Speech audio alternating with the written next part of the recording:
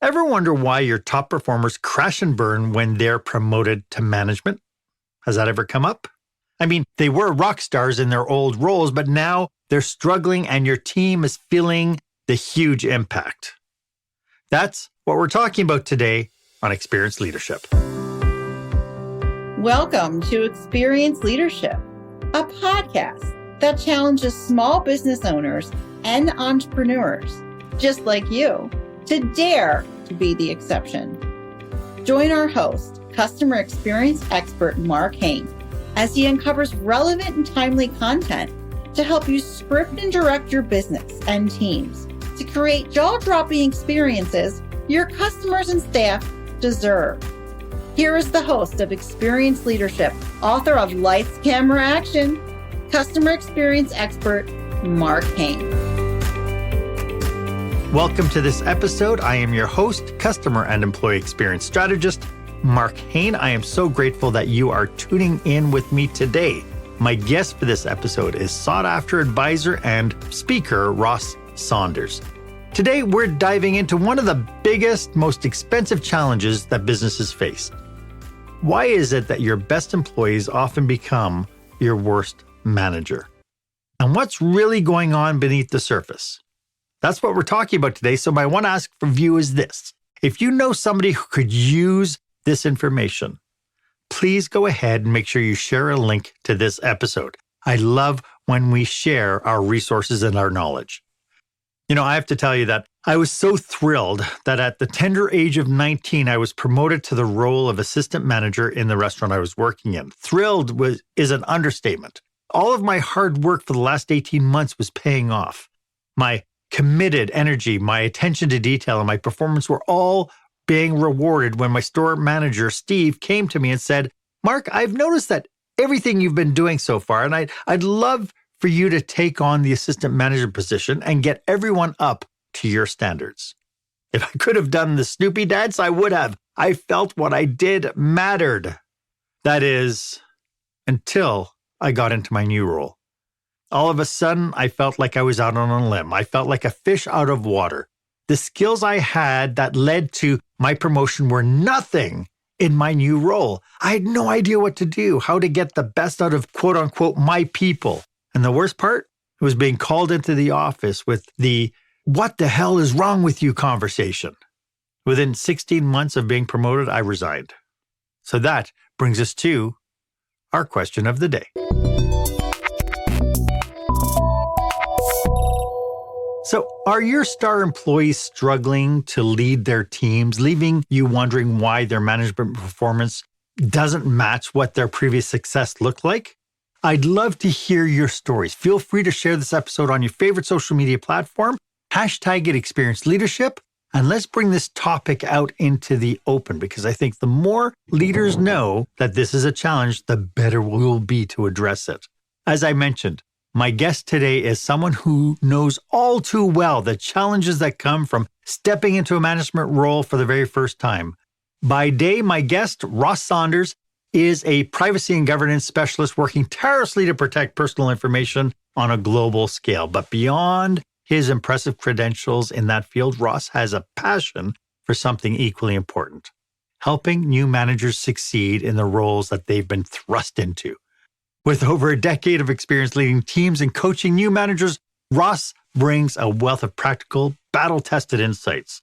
Aside from guiding leaders with his insightful keynote addresses, Ross is also the author of the candid and insightful book, This Is Not What I Signed Up For, which skips the academic jargon and gets straight to the heart of what new managers need in order to thrive.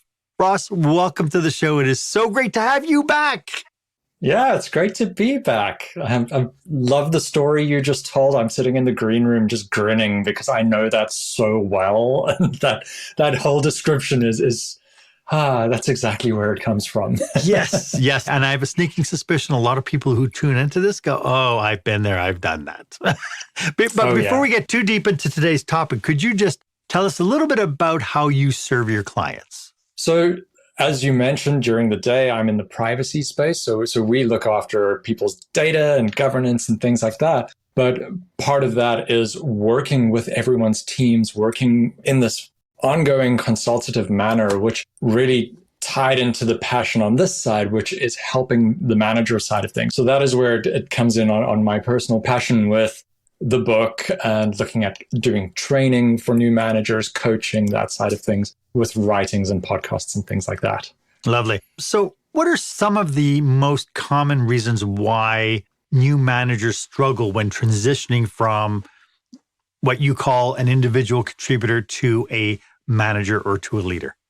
I think there are a number of factors that come into it, and it almost becomes a perfect storm of it. And a lot of times the folks that are going into management are moving into it because they've been promoted, rightfully so, because they are perhaps really excellent performers. And they're coming into management perhaps not quite knowing what it entails. They've perhaps come in having one-on-one engagements with other team members, or they've managed a small project or something like that. And it's very easy to get stuck in the, oh, well, I can just jump in and do this and I can scale it up very rapidly because I've managed a small project or I've worked with a smaller team or something like that. And I think that's kind of where the title of the book came in with This Is Not What I Signed Up For, where you don't necessarily know what you're getting yourself into in this space. But the flip side is it comes to the other side of the company as well, where you've had this fantastic performer, you're bringing them in. It sounds great. They've performed so well for so long, like your story that you were giving.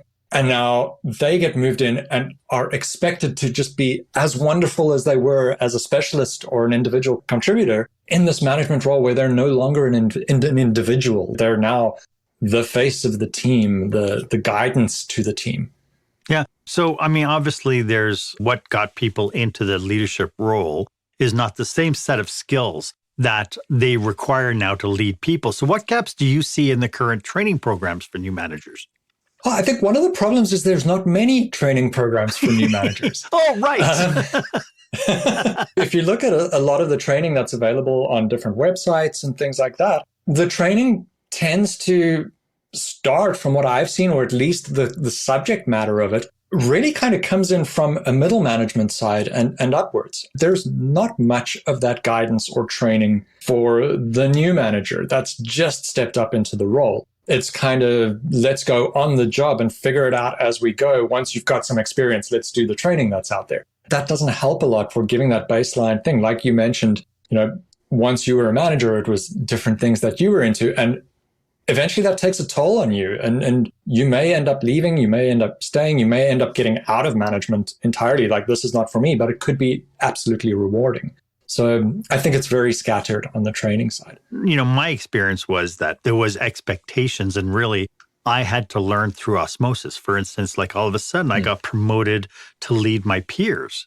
And my original thought process was, oh, this is going to be great. They're all my friends. So we're going to get along really well together. It's going to be so fantastic. And then, I found that very quickly, it's like they started taking advantage of that friendship because I wasn't very firm. I didn't have really clear boundaries. And so then I became the dictator. And it's like, that's it now. Nobody's going to take advantage of me. And I went through this whole big pendulum swing of behaviors trying to figure it out because I had nothing to show me. For sure. So these gaps that we're seeing, I see are critical, but for the audience, why are they so critical? There are so many moving parts to this and to that question of why they're critical. You have been put into a management role, you move into a management role. You do need to start managing fairly quickly in order to not lose momentum in the teams, to not lose the activities that you're currently running. You need continuity of the different projects that are running. So as much as there is perhaps you're going to learn from osmosis and you're going to come on board, and it'll take time, and we understand it'll take time. But sometimes that time is too long, and those gaps is where we start dropping the balls then on these different aspects that are happening. If we're not on top of some of the soft skills we need in that management role, we can be as technical as we like, but those broader team objectives are going to start getting missed. Right. For managers or department heads who are looking at managers who have been promoted, are there any early warning signs that a newly promoted manager might be struggling in their new role?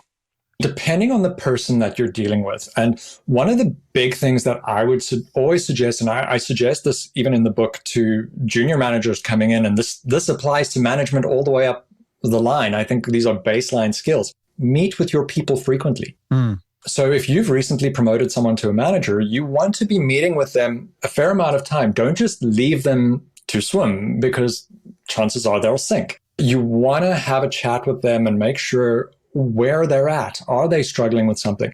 A lot of folks that have come into these management roles, I don't know if it's a defense mechanism or a natural human instinct, but a lot of the folks that have come from these wildly specialized roles or really great performers are used to being great performers. So when they come into this management role and they're taking it over, they might not be telling you that they are struggling because they've got a track record of being fantastic and they're scared to let you know that they're not being fantastic. So I think as a manager managing these managers, you need to be open with that fact that, look, it's okay to fail a bit. It's okay to make missteps. Tell me where you're at. Let me help you and get a lot of that in. I think that conversation and that communication is critical. I mean, that's why it's the first chapter in the book is communication. Like, you need to communicate. You need to be chatting. And then you'll start picking up those warning signals that you might be looking for. Balls being dropped, things like that. Putting someone in management does not immediately make it no longer your problem that you have to worry about that function. It makes it more of your problem for a while you're getting them up to speed.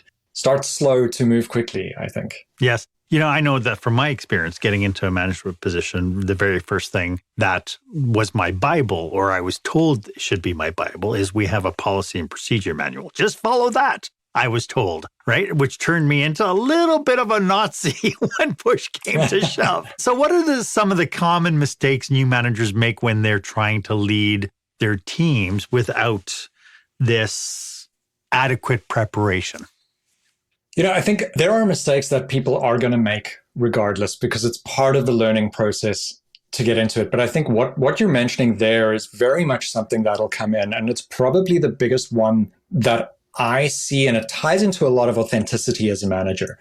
And that's where someone comes in as a new manager, they look at the managers around them for advisory or mentorship or even copying to emulate these other managers that they might have. But that's not their authentic style. So they end up bringing in these styles that might be authoritarian or dictatorial, or it's too collaborative where nothing gets done because there's just so much collaboration all the time. I think a lot of it is really having the room to look for the style that they want to manage in, something that's authentic to them. How do they respond to things? And that does take time to find, but I think it's a two-way street here. The folks that have promoted them need to give them the opportunity to come into that. One of the biggest mistakes I made was forcing myself into a box of a manager that I had, thinking that that's what the company wants and I will work like him. And I had to let people go, and I had to take his approach to letting people go. And I felt so inauthentic. I felt sick to my stomach the way that things rolled out. It was a big heart sore learning curve for me. I would have had very different conversations with those people if I was letting someone go and doing it authentically from me, as opposed to trying to emulate someone else. Mm-hmm. I think that's a big one that I see. But again, what are our experiences? I mean, we're emulating because we don't know any better. We don't have our own experiences to help us guide. We don't have the training. We don't have an insight even into human dynamics. You mentioned the soft skill side of it. That's something that we either have to be trained in, or it's going to take time to develop. And so in the meantime, we're going to be falling flat on our face. And I think that's where some of the frustration comes in.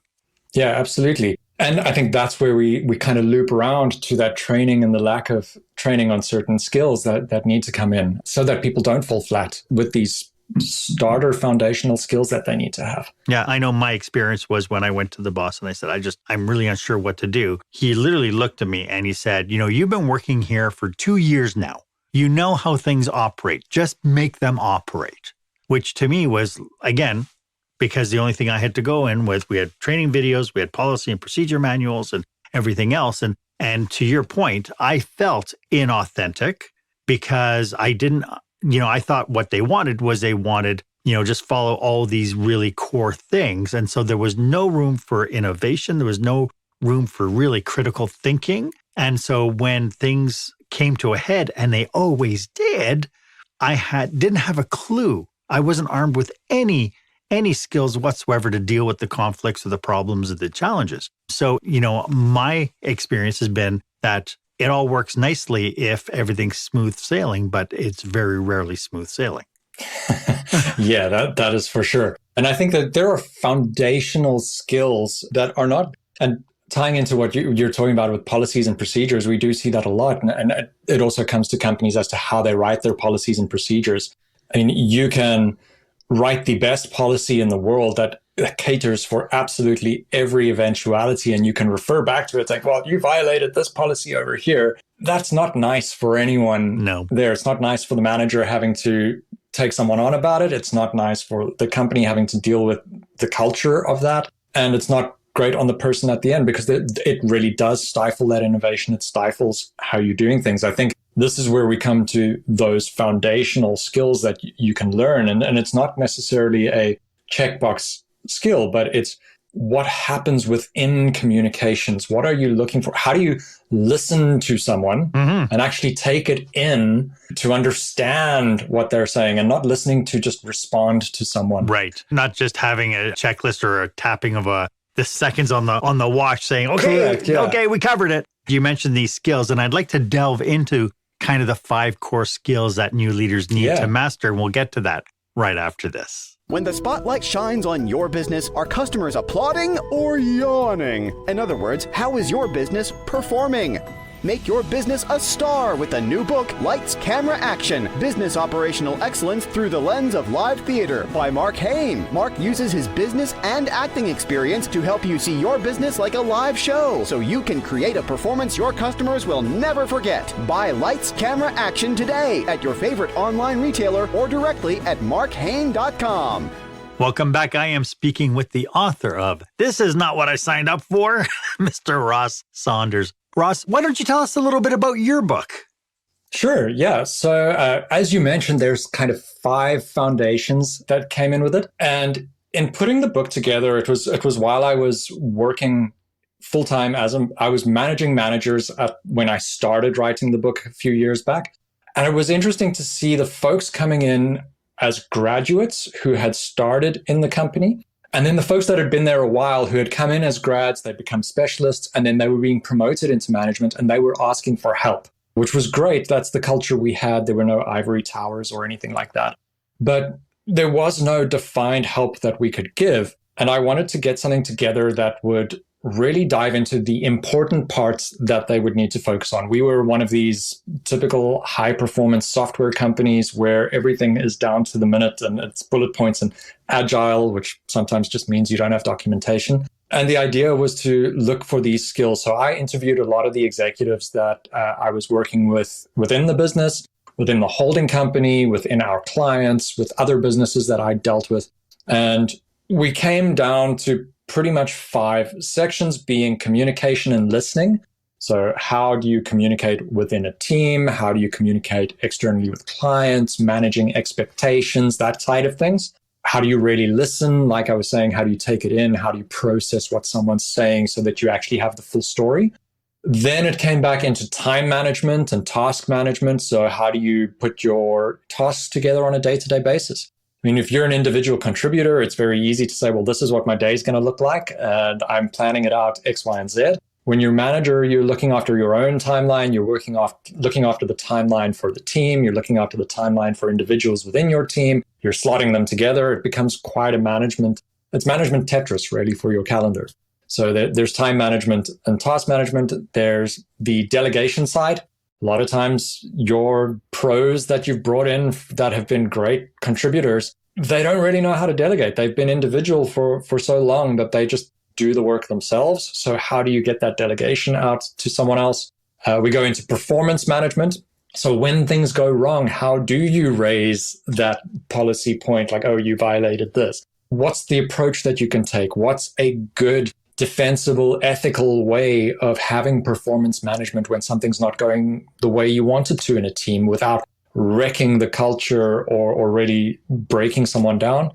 And lastly, if it does divert out of all of these things and it gets to worst comes to worst, the last chapter is around conflict. So how do you deal with conflict in a team? How do you deal with different cultures in your team? How do you deal with different individuals that may clash? That kind of thing. So those are the initial 5 that came in from the different interviews I was doing. I mean, I think we could probably do a podcast episode on each one of those 5. But for the people who are tuned in, kind of looking for the first step, what do you think is the most important first step they need to take in kind of creating an environment where you can assimilate into that leadership role without crashing and burning as much as we do? Again, I will say it's the reason why it became the first chapter was really that communications and listening. We are very good at listening to formulate a response that we're going to give someone. And it could be to make ourselves look favorable. It could be that we're trying to make it look like we really know what we're doing when perhaps we don't. And the result is you don't necessarily take in the correct information. You're not listening to what's happening around you. And you might not be communicating to all the right stakeholders. When you come into this kind of management role, you have so much information that you need to gather, and there are so many different moving parts that I think communication becomes key to actually understanding where these moving parts are, what they are, and what you need to focus on. If you're having regular communication with your team members that you're managing, you're going to find out where they're at. You're going to build rapport with them. You're going to find out how they're doing. And in doing so, you're going to find out how you're doing as a manager. And some people might not be straightforward with telling you how you're doing. They don't really want to hurt your feelings, or you're new in the role, but you want them to tell you some kind of feedback.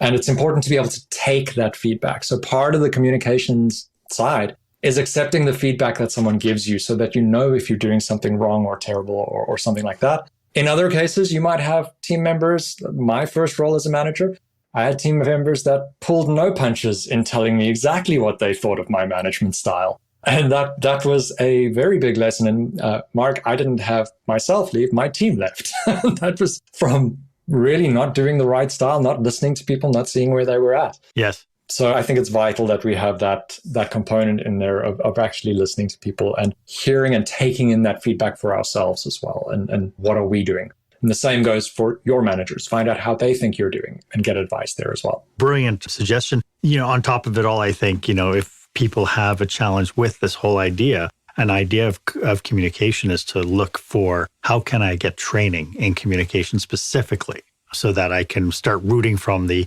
perspective of wanting to understand versus to respond. And there are some tremendous materials out there around listening and things like that. Crucial Conversations is a fantastic book around communications and all of that. It's great for a first manager. And I'd highly recommend that as well as This Is Not What I Signed Up For. Perfect. Ross, for the people who are tuned in, who this might be resonating with, how can people get in contact with you? Easiest is on my website, which is thisisnotwhatisignedupfor.com. Okay. And that'll give you details about everything that's happening, where you could get hold of me, where you can get hold of the book. There's contact forms there. Otherwise, I'm on LinkedIn. Drop me a message as to why you want to connect. And I'm very open to connecting there. Lovely. Thank you for that. You mentioned, as I think it was the third point, was delegation. Part of the challenge I've seen in many young managers is that they get to the point where it's like, it's just easier for me to do it myself. Can you talk about the importance of delegation in the context of getting things done and being successful as a new leader? Yeah, and I think part of, if we're talking about delegation, we need to also talk about outcomes and being clear with what outcomes we want as a manager, as outcomes that the company wants from people. A big trap that you can fall into is you've done well, you've been fantastic at your role, you're a technical specialist, you've been promoted because you're good at your role, and you could get this done really quickly.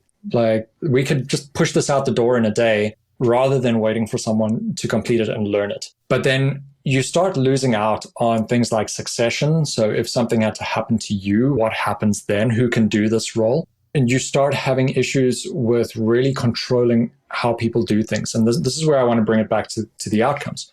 If you know what your outcome is that you want something to happen, and you have a kind of timeline that you want to look at, delegate that to your team members and give them the outcome that you're looking for. How they get to that outcome is not necessarily going to be the same way that the person who is the new manager or as you would do it. They are perhaps going to take a different route. It's their own approach. They're learning a bit. They might falter. They may lose the steps. But the important thing is, do they get to the outcome that you're looking for? If they get to that outcome that you're looking for, they've not necessarily done anything wrong there. And that's where you can start. The first time you get through that, I think, is where you start seeing that, I can actually delegate it. It doesn't necessarily need to be done my way, and someone else might pick it up. Now, that's not to say hand something to someone and hope for the best and don't follow up or anything. That's called throwing it over the fence.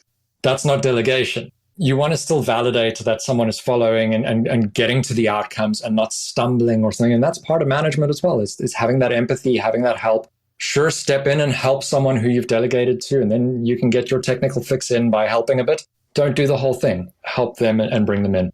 And the idea is you're in management now. You're not going to be doing that technical role where you are right now. You need someone else to be doing it. Otherwise, you're not going to be freed up to do the management side and grow in that space, which is exactly what you need to do right now.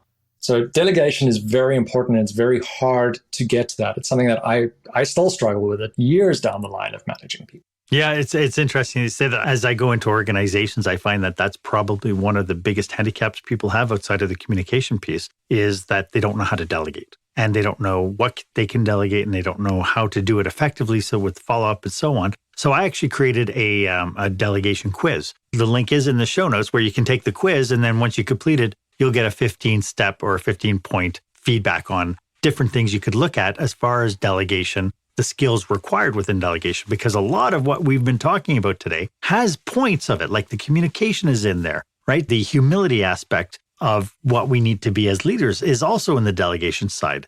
Can you talk a little bit about the importance of confidence and the kind of normal feelings high performers experience in their new roles? You can have such a pendulum swing in this confidence space and things like that. And it ties into so many aspects of your leading. You know, I think there's that initial burst when you become a new manager that there could be an overconfidence because now you're new in the role, you're brought into it, and let's do things. And it's very easy to jump in and make a lot of changes, do a lot of things, get in there and really whip things into the shape that you want them to be in. But that could be an almost overconfident, arrogant kind of approach to doing it, which is not going to win you any favors with teams or anything like that. So I think that there is a balance to be struck between sort of confidence and arrogance when you get into the role. And by the same token, you are going to get knocked down for something. I think it's not an if, it's a when. And in that case, your confidence is going to take a knock. And it's important to have these baselines and the rapport that you can have with your teams to be able to regain that. You need, as a manager, to be able to make decisions. You need to be able to make hard calls where, you're going to have to do something that's not what you want, but you have to work with the team. It's for the good of the team and things like that. So you need to look into your confidence and keep it in check. And communication is with your team. It's with yourself as well. You've got to be honest with yourself as to where you're at in terms of your own confidence and things like that. I know if I'm knocked down a bit in confidence, I'm going to battle to manage a bit. And there are certain exercises I've developed over the years to regain that confidence and self-reflection. Like, did I do this for the good of everyone? Did I make a mistake in doing this? Was I knee-jerk reaction kind of leading this? And that self-assessment will let you gauge, well, okay, maybe I was wrong here. Let's apologize and have some empathy and let's relook at this. Let's communicate around it. Or maybe it's like, well, yes, I think I was justified. These are the reasons I was justified. We have the facts. I speak in the book about really keeping things to the facts and not being emotional about it, but have the facts, realize like, no, I did this for the right reasons. Then you can regain that confidence as well as explaining yourself if you need to. Yeah. And it's one thing to say I did it for the right reasons, but maybe I did it wrong or I applied it wrong or I failed to take into account. It's so funny because everything that we've been talking about, I can't help but feel that things like humility are kind of the first virtues you need to experience on day one of getting promoted, that we have to get away from this thing that, okay, I've just been promoted because I'm so gosh darn good and people are going to love me. And I think we really need to take inventory of where our humility is sitting at and how it's coming across to everybody around us as well. Yeah, you have to have empathy. Management is about empathy and working with people and working with yourself. You've got to be aware of that kind of thing. And you speak to like the virtues. I think as a manager, you have to know what your virtues and values are, because you're going to find it very difficult to manage if you're not in touch with your own values. And I think this is where that delegation part becomes difficult. It's where conflict comes in. Mm-hmm. It's where managing in an inauthentic style comes in, is if you're not in touch with how you would handle things, then it becomes very, very difficult to slot values in that are not particularly yours. And I love that you're talking from your own personal experience, because you started off talking about how you tried to be somebody else. And because you had an incongruency with your value systems, not only did the outcomes fail to result positively, but you yourself felt bad about how it all kind of fell out. Yeah. And it's lessons I will keep with me until I'm no longer managing, and probably longer, because it hurts to not work within your values and not. Yes. I mean, you're with a team. The team is not to sound funny, but the team is a form of family that you're in. And it is going to be, you're going to have clashes, you're going to have things, but if you hurt someone, it hurts, at least for me. And I don't work well on that. You have to have that empathy. It's funny that you came around and said the word family, because one of the things in the last 6 months I've really been focused on is the fact that we're not so much family, but we are community. Yes, I like that. And so I think so that in itself is, one of the big drivers, I think, for new managers is to realize that you're becoming a leader of a community. And in that, think about kind of the best leaders that you've seen leading communities, and all sorts of big names start coming out, and you start thinking, what were their key virtues? What were their key values as they were stepping up into those roles? And then take inventory of that for yourself.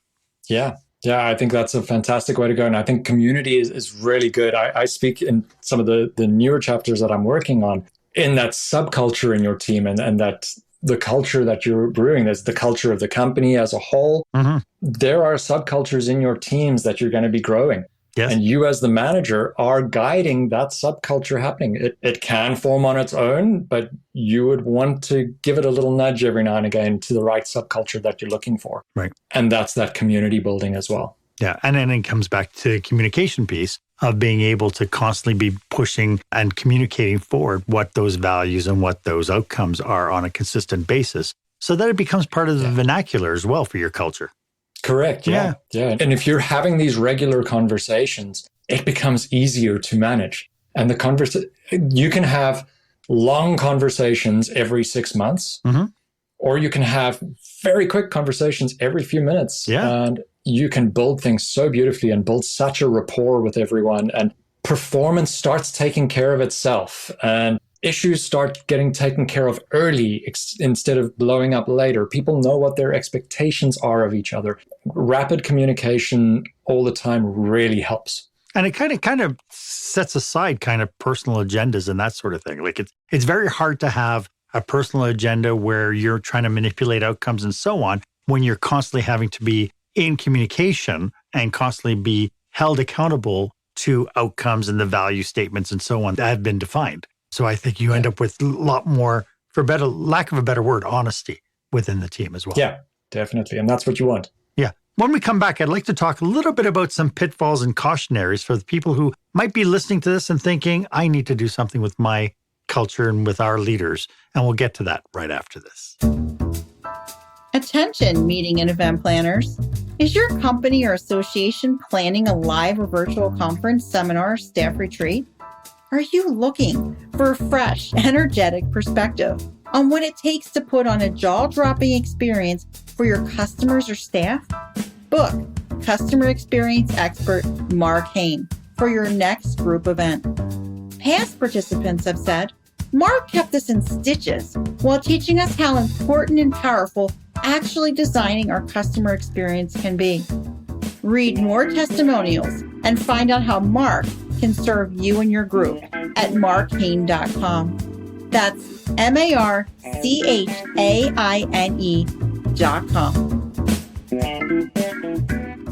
We are having such a phenomenal discussion. I hope you are getting tons of value from what you're listening to today. As you can tell, Ross and I are super focused on serving you and your team.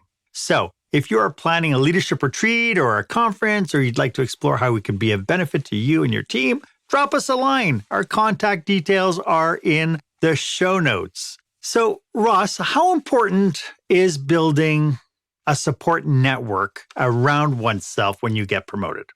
Oh, I think that is so vitally important. And it was something I was thinking about as we were discussing around communities and things like that as well. Mm-hmm. Having a support network within the business is one thing. Having an external support network is also a phenomenal way of growing yourself and learning how to manage and things like that. And there are a lot of opportunities out there for building that kind of network as well.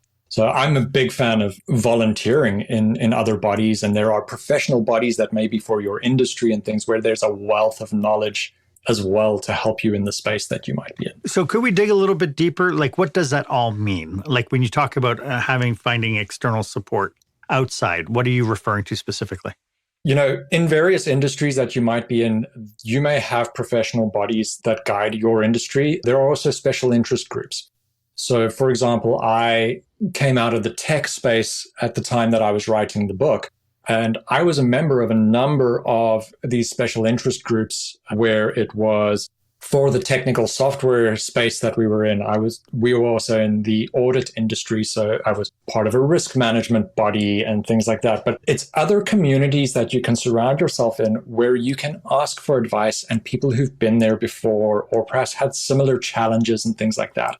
So you can gain a lot more experience outside the echo chamber that is the company that you're in. Because when we're talking about mimicking styles and finding your style and things like that, it's very limiting to look only in one place. Mm-hmm. So whereas if you're building those relationships externally, you can start seeing like, oh, wow, I really like the way she does that. I think I'm going to take that on a little bit. And these external bodies have leadership roles. They have things like that. It's great to get involved in these too, because then you can start seeing other sides of leadership.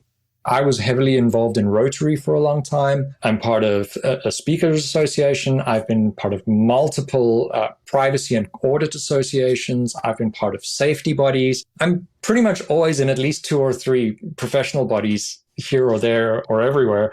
And often I find myself volunteering for leadership roles as well, because it's just such a great way to upskill and learn with people, grow yourself. And it builds into a support network for you as well, beyond just your team, your family that you might be discussing with, your company that you're working in. I know that from a CEO perspective, and I'm a big fan of things like Tech Canada and Vistage, where, these are organizations that will bring CEOs from different businesses and different industries coming together to talk about their issues and to help strategize and find solutions together. Because again, you can't necessarily see the forest for the trees if you're standing in the middle of the forest. And so other people's perceptions can really help us open our viewpoint and our lens on our business by living in theirs. For brand new managers, that gets a little bit tougher. So I'm glad you mentioned Rotary. Is there anything to your experience that entry-level supervisors, people who haven't really built up the chops in leadership, that they could be joining in order to gain similar kinds of insights? Yeah, I think there are a few kind of avenues you could go. Rotary, for one, will introduce you to many people in different levels and things like that. So you can start having the conversations around different levels. But I remember from my side, being in the tech space, there was a body that I had looked at where they have everything from specialists through managers through different roles in the tech and IT space that have special interest groups that you could be part of, and you can learn from that. Aside from that, there are so many informal groups and associations that you can look at on, say, meetup.com. I use meetup.com so much for special interests and hobbies and things like that, for like hack labs and all these things where you can just meet people with same interests. I'm part of a few CTO bodies. I'm part of a few product management bodies. So wherever you've got these different spaces that you want to join, you can go in. Like even talking about the product management side, the TPMA, Toronto Product Management Association, they're wonderful because product managers are basically managers on their own. They're managing products, but also people. And everyone there is from different levels. So I encourage people to go look for these groups that are either in their industry or the space they play in. There might be retail bodies that you could look at if you're in the retail space. There could be tech bodies. There can be financial bodies. There's a lot of special interest groups. And I know in the tech space, you can look for SIGs, SIGs, special interest groups that you can perhaps join. Yeah. I love that. I just came back from California. I spoke at the California Restaurant Show, and I was absolutely flabbergasted at the scope of expertise that was actually in the room from different aspects, different people with different feelers in the industry who would be really good mentors to anybody coming up in the restaurant industry. So, this idea of, I know that time and attention and focus is really difficult for a lot of people to say, oh, I'm going to join an association. I'm going to take advantage of what they have to offer. But I would think that would be a really great time and money investment is to become part of a local association. Yeah, and it grows you without you realizing it. And I think one of the big things in associations, if I've ever learned anything from them, what you put in is what you get out. So if you go in there and you really take part, you'll get out so much more. I think you actually get out more than you put in most cases, in my experience. And you'll learn a whole lot from being in these spaces, and you can learn from the leaders around you. Having you and I belong to the same professional organization for the professional speakers, but also my background is being in hospitality. I've always been involved. And to your point, I think we grow so much more because just by getting into a leadership role within the organization gives us face time with so many different stakeholders. But yet I still feel that people will join associations and yet they still will stay on the periphery of the association, really not get involved. And then, a year and a half later go, oh, I don't think I'll renew. I really didn't get too much out of it. So to your point, you get out of it what you put into it, right? Yeah, most definitely. I've had such value from the associations I'm part of. It benefits you in other ways other than just management. You build a network of peers that you can go to with problems and things like that. It's really supportive. Yeah. This has been such a great discussion. I realized we kind of went a little bit off topic with the whole networking thing, but I still think it was really important that for people getting promoted outside their skill set into a role of leadership, I think just understanding that there are people out there who are willing to help, who can help, and so on is an important factor. As people are tuning into this, when we think about this idea of expanding our capacity as entry-level leaders, are there any cautionaries, any pitfalls that we should be aware of as people kind of try to uncover this, or even from the employer perspective? Any cautionaries or pitfalls you would suggest that they be aware of as they promote these people coming up? Yeah, I think I'd really like to focus in on those employer side, and I'm glad you brought that up. I think we've spoken about someone taking up a management style that's not theirs. I think the employer needs to support also not enforcing a particular management style on someone. And that, I think, leads more into don't control the process too much.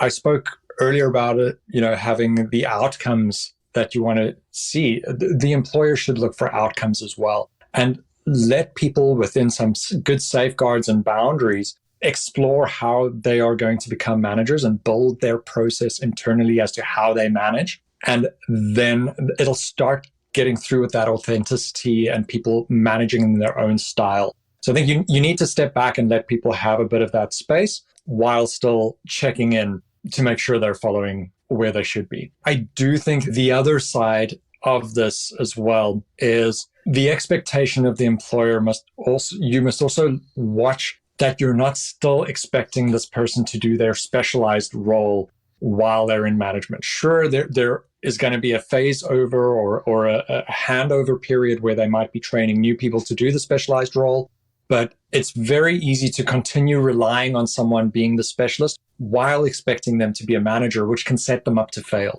because they don't have enough time to do both of those.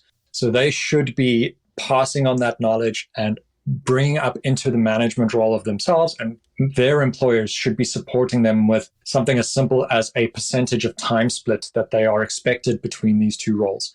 But you can't expect someone to be doing two roles and not burn out and totally fail in this space. I like that you set that parameter of kind of delineating between one role and the other role, because the other downfall, if we allow the technician to keep on doing what they've always done, is they will then start to blend into becoming that micromanager, right? We start, because somebody will turn around and say, we'll hire somebody to replace you. Just make sure that they're up to par before you step back. But that could continue on ad nauseum, and because we haven't taught them not to be a micromanager.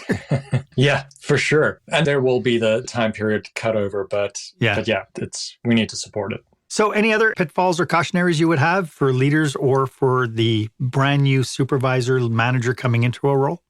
I think a big thing is to, and this applies to both sides, is give permission for some failure. There is going to be failure that happens along the way. And it might not be failure. Failure is perhaps a heavy word for it. Yeah.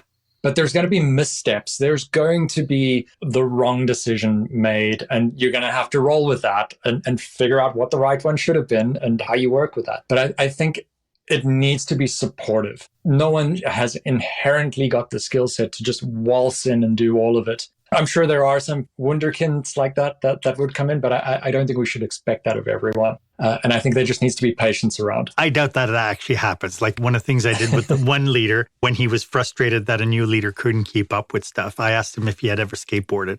And he said, no, he never did. I said, okay, well, it's really easy. And I actually took out a skateboard and I handed it to him. I said, you stand on it, you push yourself, and then you'll be able to go as far as you want. Give it a try. And he right away looked at it and goes, there's no way. I don't know what I'm doing. And I said, well, isn't that interesting that you promoted somebody who's never been in a leadership role, expecting them to be really great leaders without having the training and the practice to be able to do that. So I love that point about being forgiving a little bit, that there are going to be growing pains. And my hope is that based on our conversation today, that people aren't going to expect their new leaders to learn leadership through osmosis. Right? And that they'll actually take time and energy and maybe a little bit of money to be able to train people past, don't wait until they're middle manager, until they work their way past to a certain point, but start early with that mentorship and with that training. Yeah. And mentorship, training, coaching, it doesn't necessarily need to be a course. It doesn't necessarily need to be a book. It has to be intentional. There are so many ways of bringing this in, but don't leave someone floundering. Yeah. This has been a wonderful conversation, Ross. Do you have any last thoughts about what we're talking about today? I think we've gone through a lot of it. I think one of the things that was something that has stuck with me over the years was from a company that I worked with, where it's the whole culture and the whole way of doing things throughout the management team, from executive right down to senior, middle, junior, was to make yourself obsolete. And the company culture was to build relentlessly this succession planning. And the idea was not that you make yourself obsolete by handing over work to someone else and skilling them up to do it. And the idea is not to push you out the company, but it pushes you up the company. And it was a wonderful thing that I learned. And it's something that has stuck with me a lot throughout my management career, is being open now to, okay, I can hand over this stuff because I'm moving up, I'm not moving out. And that making yourself obsolete works really, really well. And that fostering that kind of culture changes the mindset and allows for people to learn very, very well. I love that thought, because whenever we talk about make yourself obsolete, people think, well, I'll make myself obsolete and I'll be out the door. And right? So you're absolutely right. This idea of supporting upwards. But again, it's got to be part of the corporate culture messaging, is that we want you to work yourself up, not work yourself out. Yeah, very much so. This has been so good, Ross. Thank you so much for doing this with us today. I can't thank you enough for sharing your expertise and your passion. And of course, your book, which is available on Amazon, right? Yeah, it is. And the second edition is coming soon. And could you remind everybody one more time how they can get a hold of you? You can get hold of me at my website, which is thisisnotwhatisignedupfor.com, or you can hunt me down over at LinkedIn, pop me a message and say, this is how I heard about you, and let's connect there. Brilliant. Ross, thank you again. This has been great. Thank you for having me. It's been awesome to be back. Why don't you let me know if this was of value to you? As always, my offer stands. If you would like 30 minutes of my time to brainstorm your business with you and your team, feel free to book time on my online calendar. The link is down below in the show notes. It's the one that's marked meetwith.marchaine.com. It would be my absolute honor to be of service to you. And while you're at it, why don't you go ahead and leave a comment or review about this episode? I'd love to get your feedback. Was this of value to you? Did you have any nuggets? And while you're at it, why don't you go ahead and make sure that you subscribe and ring the bell? That way you get notification whenever I bring you fresh new content each and every week with the brilliance of Ross Saunders. Thank you so much for joining me today. My name is Marc Haine. I hope you stay safe, stay healthy, and I hope you dare to be the exception. Thank you for joining us this week on Experience Leadership. Make sure you visit marchaine.com for a full directory of available episodes. While you're at it, if you found today's content valuable, please share it and tell your friends about the show. As Marc says, knowledge is power, but only if you share it. Be sure to tune in each week for the newest episode. Please stay safe, stay healthy, and dare to be the exception.